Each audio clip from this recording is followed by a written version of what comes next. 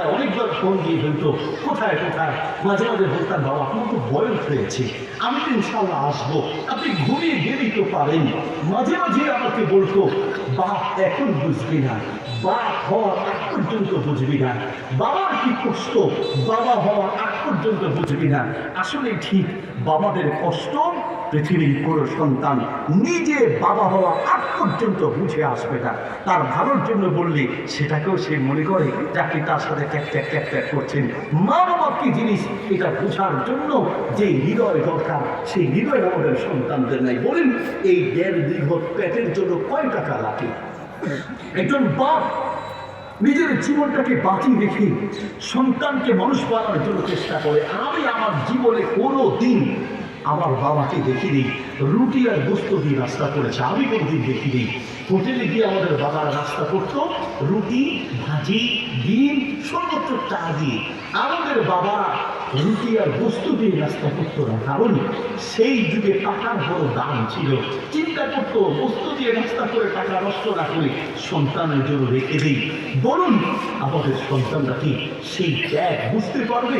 বিদেশ থেকে এসে মায়ের সাথে রাত দেখি গরম দেখিয়ে বলছে মা তুমি আমার বোনের সাথে ট্যাক করো। একদিন আমি বুঝি নাই, দেশে এসে বুঝলাম ঠিক আছে আমার উপরে তোমার কষ্ট করেছো, আমার উপরে তোমার হক আছে, হক আদায় করবো। কি হবে? আলাদা করে দিব। আলাদা থাকবা টাকা না যা আমি দিব, কিন্তু একসাথে থাকতে পারবে না, আলাদা করে দিব তোমাকে। এই কথা শুনে মায়ের কলিজা থরথর করে কাঁপতে লাগলো।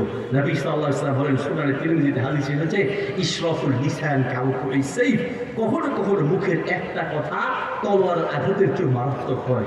মা চোখের পানি ফেলে দোয়া করে আল্লাহকে বলতে লাগলেন আল্লাহ আমার ছেলে বুঝে নেই, তাকে একটু বোঝানোর চেষ্টা করি। কি হবে?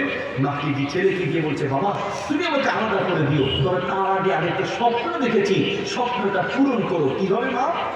বাজারে যাও একটা টাকা নিয়ে আসো, আমটা বুকে নিয়ে খাবে আর আমি তোমার বুকের উপর থেকে নিয়ে আমটা নিয়ে খাবো। আচ্ছা ঠিক আছে মা, এটা কোনো স্বপ্ন হলো? বাবা এই স্বপ্নটা অন্তত পালন করো। আচ্ছা ঠিক আছে। বাজারে গেলেন একটা টাকা আম নিয়ে আসলেন, আমটা বুকের উপরে নিয়ে ছেড়ে ঘুমাতে গেলেন। আমটা বুকের উপর থেকে পড়ে পিঠের নিচে পড়ে চ্যাপ্টা হয়ে গেল। ঘুম থেকে উঠে মাকে গিয়ে বলছে মা 5 মিনিট যেতে না যেতে আম পিঠের পরে পড়ে চ্যাপ্টা হয়ে গেল, আমটি বুকে নিয়ে ঘুমানো যায়? মা চোখের পানি ছেড়ে দিয়ে বললেন বা আমি আম খাওয়ার জন্য বলি নেই, আমি তোমাকে বোঝানোর জন্য বলেছি আজ একটা মাত্র রাত এই আমটা বুকে নিয়ে ঘুমাতে পারো নাই, আর আমি তোমার জন্য দুঃখিনী মা। একদিন 2 দিন নয়, 1 বছর 2 বছর নয়, 4-5টা বছর আমি তোমাকে বুকে নিয়ে ঘুমিয়েছি। আমি যদি তোমার মতো বেহুশ হয়ে ঘুমাতাম তুমিও তো আমার পিঠের তলে পড়ে চাকরা হয়ে যেতে। বউ কোথায় পাইতা, শ্বশুর বাড়ি কোথায় পাইতা, দেখি না কোথায় পাইতা বলো?